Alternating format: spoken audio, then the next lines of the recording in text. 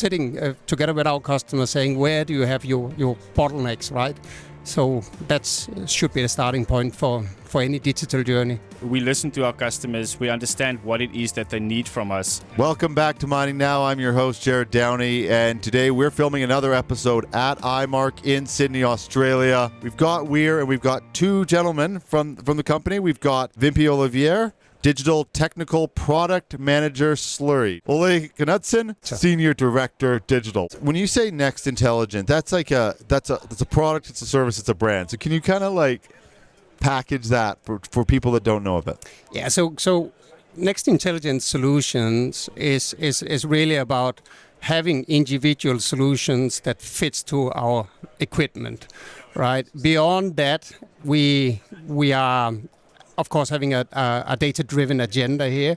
So this is about being better at what we do well today already. So really going from good to great in terms of using data to provide better services to our customers. So how many solutions would be under this umbrella then? So we are more or less across all of the core equipment that we deliver. The Slurry solutions are a big part of our portfolio, and that's where we initially started our digital initiatives, but we also across our comminution portfolio. If you went to every booth here, they're going to be talking some version of technology, right? And mining is just exploding. So commercially, how do you approach it as Weir? So it's really to understand what is the needs from our customers. So we listen to our customers. We understand what it is that they need from us. It's not for us to come up with ideas of what we want to do from a development perspective or from a product perspective. It's really identifying the problems. It's how we add that value to the customers, and that's our focus on what we develop and what we put out as a commercial product for them. So if we go into pump specifically, what is a digitally empowered pump? What is it actually? Yeah, what are we actually talking about? Yeah, it's a good question. So a digitally empowered pump is a smart, connected piece of equipment. So it really goes beyond just moving slurry from one point to another. It feeds real-time data into a cloud environment. We get data from real-time sensors. We get data from the process.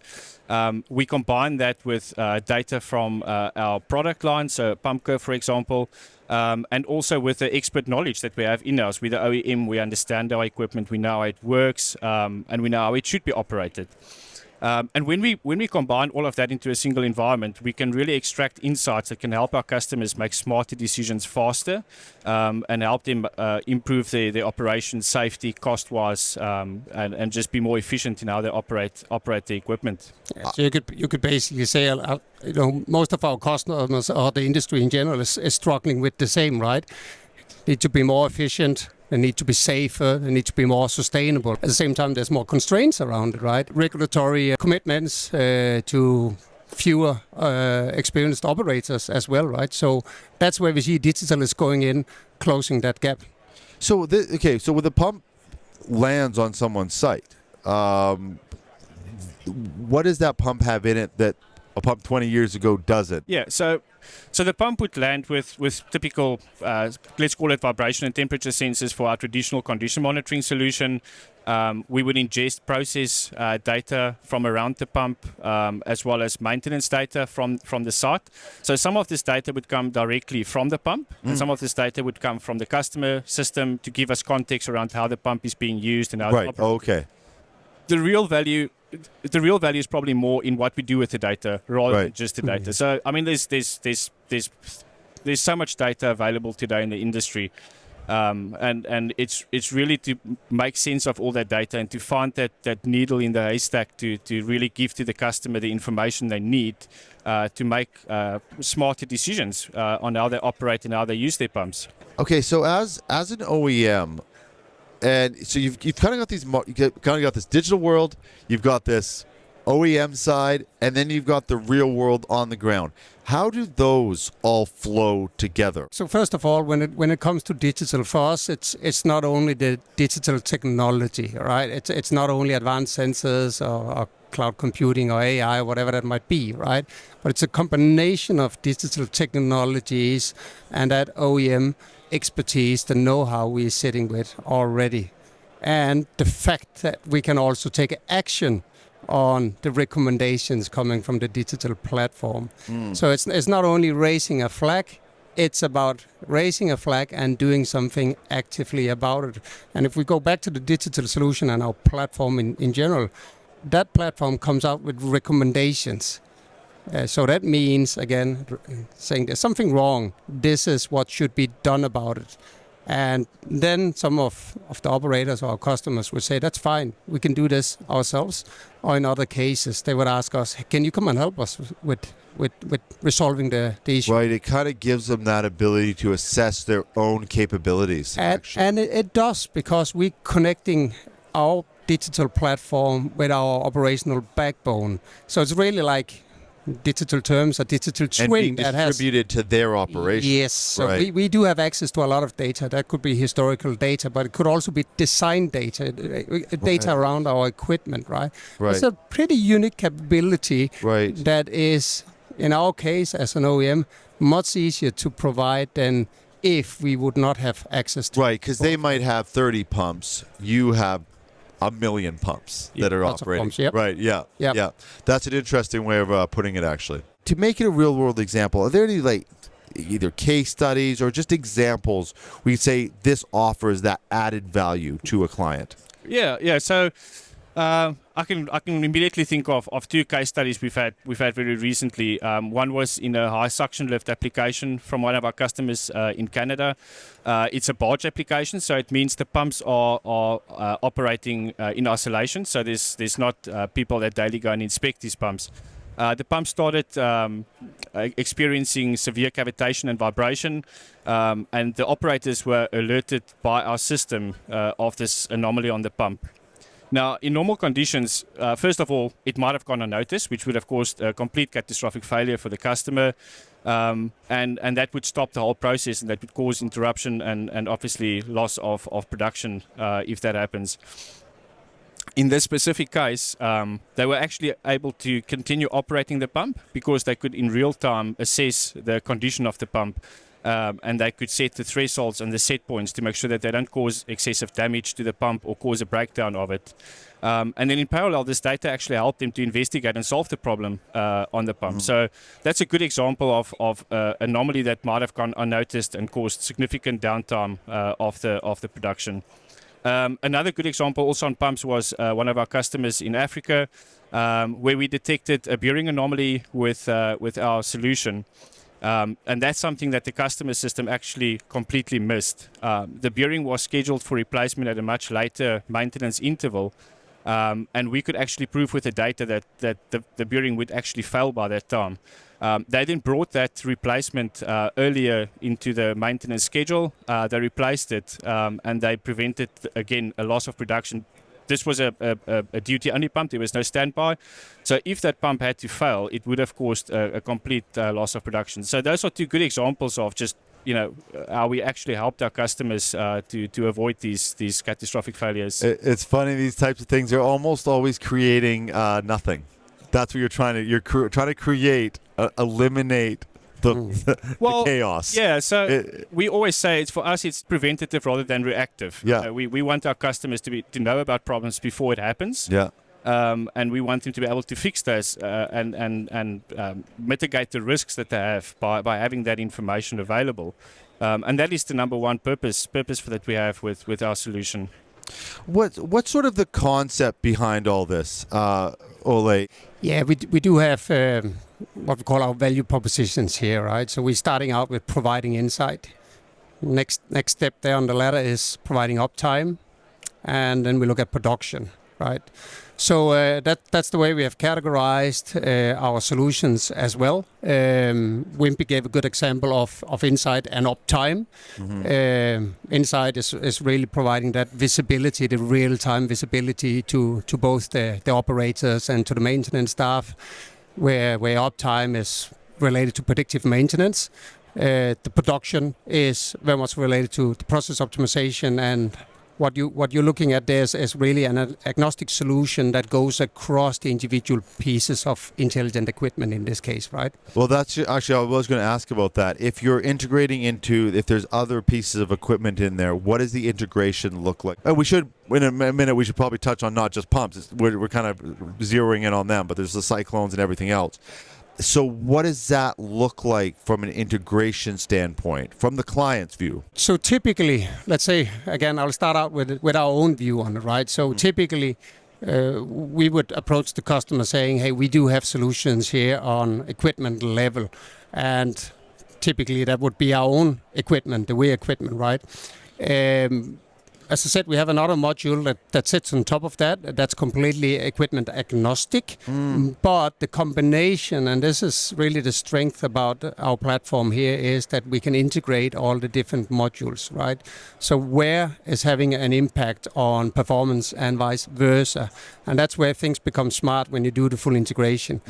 We do offer our solutions, especially the production module, the process optimization, to customers without necessarily having any Weir equipment. Millicircuit is a good example. Again, that's completely agnostic, but it's really a stronger solution when we build it on top of the first two modules that I mentioned, especially the Uptime, the predictive maintenance module, because it's all related, it's all integrated. Well, that's sort of the next thing is like, I mean, there's so much talk about AI. How has it changed, or how is it changing now, looking at these things holistically and with like smart intelligence? As we have invested heavily into digital capabilities over the last few years. And I think some of the stuff, especially we can talk about SentianAI, because that's basically one of our solutions here.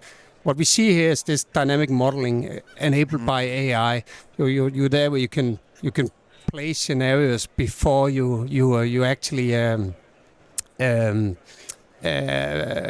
do a performance change, for instance, in the settings, right? So you basically go in and say, I have a what if scenario here. What's going to happen if I change the settings? That could be related to pumps or cyclones. It's a whole ecosystem we build. It's a whole ecosystem. It's a whole ecosystem we're building to really make sure that we maximize the value we can extract from the data. And I mean, as we said earlier, the pump is only one part of the mill circuit, right? So how the pump performs will affect how the cyclone performance will affect the separation efficiency of the process, and the same with the mill. So knowing that the pump is doing what it's supposed to do, and if any tweaks needs to be done, and knowing that the cyclone is doing what that's supposed to do, it's really important to have that real-time data available and that what-if analysis that Uli mentioned to say, if I make this change, what would the effect be? Right. And are you seeing clients using that now? Are they going in and doing these scenarios? Yeah, they've always done them, but in a more manual way, right? Right. Yeah, it's a good clarification. Exactly. So AI is just making it easier. That's easy for us to say as well, right? Yeah. That there's of course a lot behind it, but absolutely, it's changing the agenda completely. The way we use AI and the way we implement it into our solutions today. Is there any challenges you're seeing with clients? Because this is all amazing, but it's a shift. It's a shift in the way you approach data. It's a shift in how you even set up your plant at the very beginning. Where are some of the challenges you're seeing, or some of the questions, concerns, security, things like that, integration with other platforms, longevity? Yeah. I mean, security is always a topic of concern. So we do spend a lot of time talking about security with our customers and the levels of security, data encryption, both in transit as well as at rest, database storage, security hardening of edge devices, etc. So you have operators that has 40 years of experience on a plant. And all of a sudden, you're basically trying to tell him that he needs to trust what the system is telling him to do. So there's that aspect. But again, it's the journey with the customer. So it's not just implementing the system and then handing it over. Weir is very proud to always, be very close to their customers. And also, it's the same with digital. We're really close to our customers. We really want to walk the journey with them. And hold their hand and make them comfortable with what we're delivering on the digital solutions. So this next intelligence, then I mean, it's still so much of this stuff we're talking about it now. how it'll look in 10 years is hard to say. Where is the Weir vision right now? What we're looking at here is our 2030 vision, right? And then that moves us from having these equipment solutions where we are today in the process, as we talked about as well, into these digitally driven services, which we are implementing as we speak, right? The next step on the journey is what we call intelligent automation. So this is really about connecting systems, business systems at a higher level than just down on equipment or process. So it could be a pump ordering its own parts, right? So really connected, fully integrated enterprise systems. It's basically possible with the technology today, but it comes back to that adoption, the change, the trust in systems, right? Right. So there's automated replenishment and stuff like that, right? So that's absolutely what we're working on. To get someone to that comfort level, though, it doesn't seem that far out now. But what do you think needs to happen for someone to go, yeah, of course, if my parts are wearing out, I don't want to have to go through 3 levels of approval. If it's wearing out, I need to see the part on its way, right? I think it's, for me at least, I think there's small steps that we need to take, right? So you can't just go with this massive picture and dump it on a customer and expect them to adopt it. So we start by monitoring. We start by helping them decide on certain maintenance activities. We start by helping them manage their inventory. We know we can automate it, but that will come at a later stage. Once the customer starts getting more comfortable with that first step, then we can engage with them on the second step and say, okay, well, can we now automatically schedule can the pump automatically schedule its own maintenance activities or requirements? And then after that, can the pump actually order its own spares, as Uli mentions? But it's an incremental approach. It's not something that we're going to be doing all at once and expect the customers to trust and to be comfortable. The other thing, right? So this whole customer engagement journey, right? So a lot of our customers, they're looking at us today as their preferred supplier, right? But this is really, when we're on that journey, it becomes that true partnership. Right. And it takes time. Because it takes an you're talking like actual integration now. Fully integrated at that. Yeah. But what you're saying though is, actually I was going to ask, if you're saying the technology there though, and if I'm starting a new mine and I say, look, I want this. If it can be done, I want to do it. How far, if someone gave you that green light, how hard would that be at this point to integrate in so that their pumps are ordering their own parts and scheduling their own maintenance? I would say less time that it would take them to build the plant. Yeah. Oh, really? Yeah. Oh, yeah.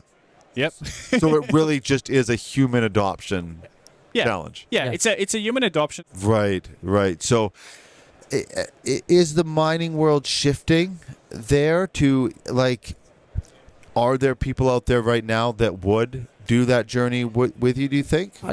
I think so. I think there's a massive shift the recent year. Simple example is just sharing data down on equipment level, right? Right, so 3, 4, 5 years back, that was more or less impossible having that conversation. Today, it's kind of, of course, it needs to happen, right? So right. So I think also as the industry is becoming more mature, right, and there's processes, procedures for things, right, then the data sharing and those things are just becoming easier, right? Are you shifting the conversation, or is the client shifting the conversation? Do you know what I mean? I think it's a bit of both. We've got customers that's starting to initiate those type of conversations with us. And then there's also scenarios where we see opportunity, where we engage with the customer and kind of start that process of walking this journey with them on the, making them more digital, making them more automated, etc. Yeah. A lot of those decisions, they don't happen on site, right? So that's more strategic, higher level conversations that we have. Yeah, and how are you approaching those conversations? Or how are you getting them in a room to say this is the thing? Some people have equipment that's still 40 years old. Some people need the most modern equipment available. I think what we see is that a lot of our customers, they're having the same digital programs as we do, right? Right. So it's really about tapping into those programs, and as you said, Wimpie, sometimes they come to us and other times we come to them saying, hey, we're doing something here. We believe, in this case, intelligent automation is the future, and say, by the way, that's on our roadmap as well as what we hear from our customers. Okay, let's sit down and talk about how that journey looks. So do you feel there's a pretty good alignment then with the operators to the OEMs of what they're trying to accomplish? Yeah. And it's a snowball effect, right? So someone would start with something small in terms of these initiatives, and once they achieve that first step this year, they would want to achieve the next 5 steps next year. So it grows fast. It's not a linear a linear adoption or growth path. So it's It's back to what you said as well, build the trust, and that's also why our platform, our intelligent solutions are scalable. Yeah. Start with providing some insights, provide some uptime, provide some productivity, right? Yeah. Well, how many cyclones or pumps have gone down in cost? I mean, we were talking actually off screen. It's it might be an 8-hour downtime to change out like a liner. Yeah. And it's also got to do with optimizing their process, right? So some of our other equipment, like our Cyclones, a lot of our customers would cautiously operate their Cyclones in what we call a splash condition. And that means they return a lot of fines back to the mill. And they do that because they don't want to push coarse particles downstream, which could have detrimental effects on that. And our Cyclone roping index monitoring solution typically gives them the insights to actually operate their Cyclones much closer to the semi-roping zone, where they get a much finer cut, and that allows them to put more throughput through their process. And we've recently did a case study with one of our customers. It was a copper customer and processing 1,000 tons of ore per hour with a 0.5% copper grade by just reducing the minerals that was passed to the tailings by 5 to 10%. Saved them 1 to 2 tons of copper recovered per day. So it's not always just about maintenance and preventing maintenance activity. Right. It's sometimes also about how can we optimize their productivity and their operation for them. Right, because they're doing a safe production when they could ramp it up. Exactly. 10%. So we help them to avoid that more conservative approach and actually all the efficiency gains that they leave on the table, help them to actually incorporate some of that and become more profitable. I think, Wimpie, that it's a good example.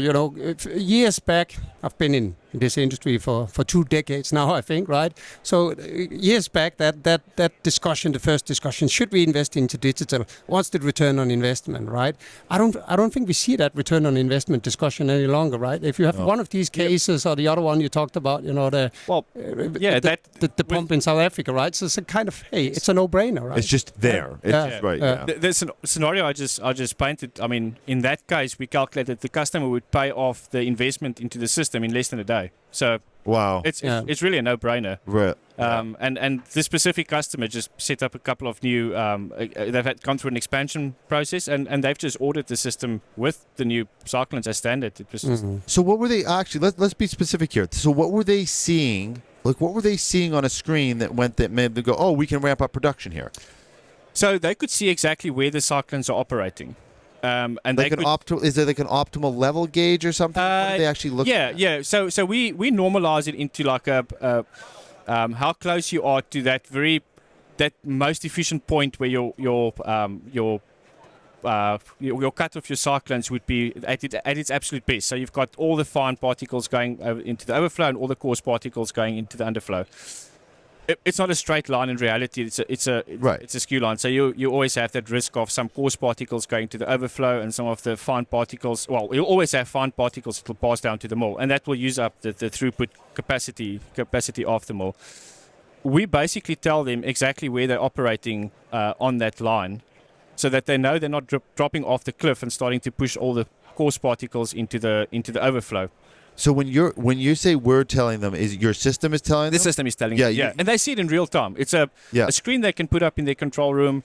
They can see it in real time. Right. So then could they adjust then if they're going, oh, okay, this ore that we're processing right now is a little bit different. Okay, we can now adjust this. So our density changed slightly. So the Cyclones is running way down in the splash mode. Right. So we can speed up the pump a bit. I mean, right there. So instantaneous. Yeah. In some cases, we implement that feature within the customer's control systems or SCADA systems. In other cases, they prefer us, to give them a call. Oh, really? Saying, So that's where our performance monitoring services come in. And with this, there's also the longer term strategies. So there's also a case of we can go back and look at data on a monthly or a 6-monthly basis and tell them in the last month, this is how well you've actually operated your Cyclones. Mm-hmm. And in that case, we can help them to say, okay, what do we do to actually increase that, or to make that better, or to improve that? And we can retrospectively go and look at it and help them optimize their whole operation, not just right now in real time, but also a longer term strategy. Same with maintenance. I mean, if you look at pumps, the information we get from the pumps really make us understand how pumps are maintained. And most of our bearing failures or bearings that don't reach the end of their life is due to bad maintenance practices. Right. If we have the data, we have a services team that, as Uli mentioned, that will look at their data and they can engage with the customer and say, we've noticed this. And if you change this maintenance strategy from A to B, we're confident you're going to extend your bearing life, for example, by a couple of thousand of hours, which is, again, it's the real now preventing breakdowns, optimizing the process, but it's also the longer term strategies with our customers. How do we help them to become more profitable over the longer term? I can completely understand if you're putting in new equipment. It wouldn't even be a discussion. You just have to do it. I don't even think it would get approved without doing it. What about the mine that is somewhere, maybe it's not the biggest operator, they're kind of the mid-size or maybe even a little bit smaller. They've got a mixture of older equipment and some newer as needed. Can they get in on it? We can do it on any equipment. It doesn't have to be new equipment. We can retrofit our solution. Oh, so you are retrofitting? Yeah, we can. Oh, okay. Yeah, 100%. Okay. Yeah, it's 100% retrofittable. It can be a pump of any age. It can be a cyclone of any age. We can fit the system and we can start monitoring and helping the customers. Typically on the process optimization part, you would not even have to put in additional instrumentation. Typically, that information, that data would be available in the control systems. Oh, okay. What's an interesting question one of you have gotten from a client where you went, oh, I need to get back to you, or that's a really good way of putting the question, allowing you to give really a proper answer? But maybe we'll start with you. So for me, automated prediction is always the interesting conversations I get in with customers. How we can use previous campaign data to build an AI model or a machine learning model that can help us take the real-time data, fit it to this model that we've built from previous campaign data, and how can we use that then to help with better, more accurately predict exact replacement dates.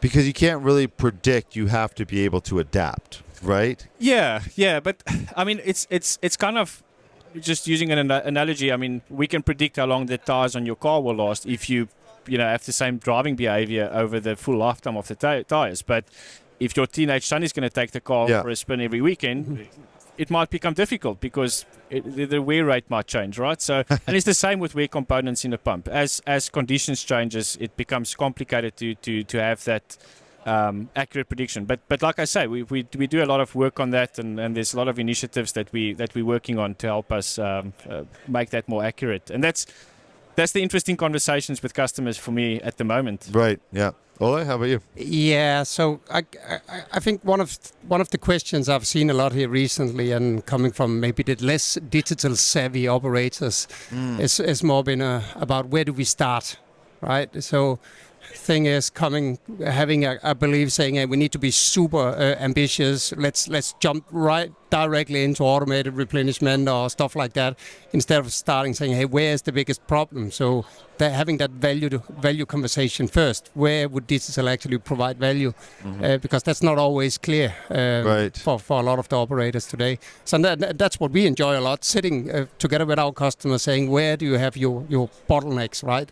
So that should be the starting point for any digital journey. In those conversations, does it quite often the bottleneck they think is there and the ones that are actually there? Are those two different things? I have a very good example. So here recently we signed a contract with a customer in the Middle East, a very ambitious project as well. It was split up in 3 phases, where the first phase was around getting some offline data and really going in, doing some analysis, applying AI there to understand the data.